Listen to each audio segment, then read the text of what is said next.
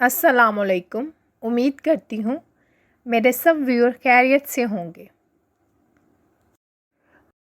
حضرت سلیمان علیہ السلام پرندوں سے ہم کلام ہونے کی قدرت رکھتے تھے۔ پرندوں نے جب حضرت سلیمان علیہ السلام کو زبان دان اور محرم راز پایا تو انہوں نے اپنی چوں چوں ترک کی اور پیغمبر خدا کی صحبت اختیار کر لی۔ حضرت سلیمان علیہ السلام کے دربار میں کیا چرند کیا پرند سبھی حکمت و دانائی کی باتیں کرتے۔ ایک دن دربار لگا ہوا تھا۔ معمول کے مطابق حاضرین دربار میں اپنی اپنی زبان میں باتیں کر رہے تھے۔ تجربے اور دانائی کی نہریں رواں تھیں۔ اس روز پرندے اپنی صفات اور ہنر بیان کر رہے تھے۔ آخر میں ہدہد کی باری آئی۔ اس نے کہا، اے علم و حکمت کے بادشاہ، مجھ میں بھی ایک خوبی ہے جو عرض کرنے کی جسارت کرتا ہوں۔ داناؤں نے کہا ہے، مختصر کلام ہی فائدہ مند ہوتا ہے۔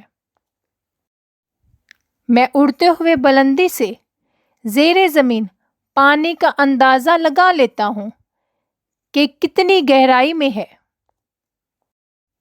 پانی کی خاصیت کیا ہے؟ زمین سے نکل رہا ہے یا پتھر سے رس رہا ہے؟ حضرت سلیمان علیہ السلام نے ہدہد کی اس خوبی کی بہت تعریف کی اور اجازت عطا فرمائی کہ بے آب و گاہ صحراؤں میں سفر کے دوران تو ہمارے ہر اول کے ساتھ رہا کر تاکہ پانی کا کھوج لگاتا رہے۔ زاغ بد نیت نے جب سنا کہ ہدہد کو ہر اول میں شریک رہنے کا اعزاز عطا ہوا ہے تو مارے حسد کے انگاروں پر لوٹے گا۔ فوراً پیغمبر خدا علیہ السلام کے سامنے آ کر کہنے لگا، ہدہد نے آپ علیہ السلام کے حضور سخت گستاخی کی ہے اور جھوٹا دعویٰ کیا ہے۔ اسے اس قابض بیانی کی سزا دی جائے۔ اس سے پوچھئے کہ تیری نظر ایسی تیز ہے کہ پتال میں چھپے ہوئے پانی کی خبر دیتی ہے،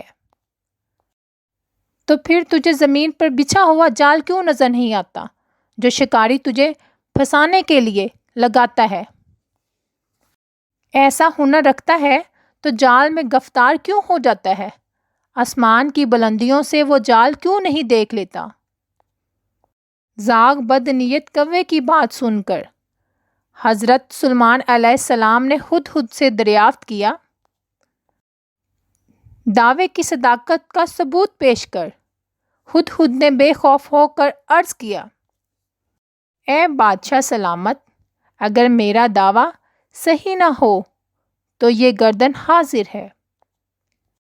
یہ صفت مجھے قدرت نے عطا کی ہے، جب قدرت ہی یہ صفت سلب کر لے، جب فرمانے قضاء و قدر جاری ہو اور میرا آخری وقت آ جائے تو نگاہ کی خوبی کیا کرے؟ ایسے موقع پر عقل کام نہیں کرتی، چاند سیاہ ہو جاتا ہے اور سورج گہن میں آ جاتا ہے۔ اس سے ہمیں یہ سبق ملتا ہے، اللہ تعالیٰ اپنی مصلحت کے مطابق تدبیروں کو توڑ دیتا ہے، قضاء کے سامنے کسی کی نہیں چلتی۔